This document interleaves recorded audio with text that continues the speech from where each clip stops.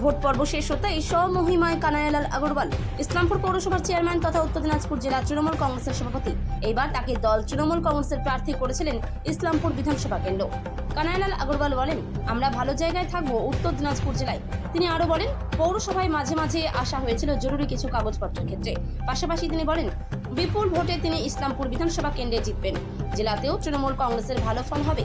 তিনি প্রার্থী হওয়ায় বেশ কিছুদিন পৌরসভাতে আসেননি, তাই ভোট পর্বতেই আবার পৌরসভার চেয়ারম্যানের দায়িত্ব সামলাতে হাজির। অপরদিকে 4 মে ভোটের ফল প্রকাশ হবে, সেদিকেই তাকিয়ে এখন রাজ্যবাসী।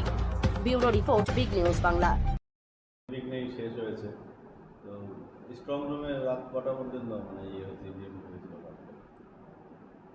এমনি তো রাত্রেবেলা কালকে সব এগুলো ইভিএম মেশিনগুলো সব আসছে, আস্তে আস্তে তো রাত 3টার সময় স্ট্রং রুম সিলিং হয়েছে। সকাল থেকে তো লোকজন আসছে।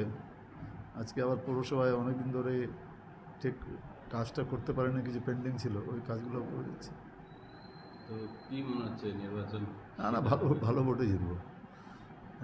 জেলাতে আমরা ভালো জায়গায় থাকবো, কোনো অসুবিধা নেই, কারণ জেলায় তৃণমূল কংগ্রেসের সংগঠন অনেক ভালো। জেলাতে ভালো জায়গা আছে। জেলাতে কোন কোন জায়গায় আপনাদের মানে চ্যালেঞ্জিং আছে?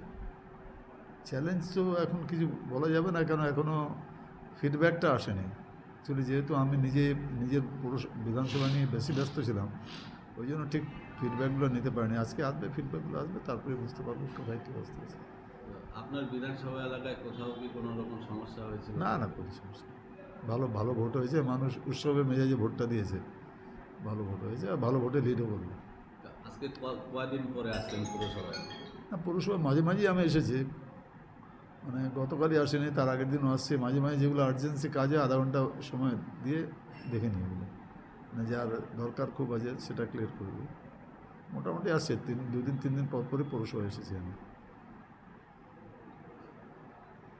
আজকে সারাদিনে কি প্রোগ্রাম? আজকে এমনি পৌরসভা অফিসেই আসলাম। এখন তো লোকজন আসবে, সব জায়গায় ওই ফিডব্যাকগুলোই নেওয়া আর কি প্রোগ্রাম। কোন বুথে কী আছে, কত কী হয়েছে, এগুলো সব ওখানকার একটু যেগুলো 17C ফর্ম আছে ওগুলো সব জমা দেবে ওখানে অঞ্চল প্রেসিডেন্টরা, ওরা এসে এখানে জমা দেবে। আর ওই আলোচনার মাধ্যমে কোথায় কীভাবে ভোট হয়েছে, কত পার্সেন্টেজ ভোট হয়েছে, এগুলো আলোচনা।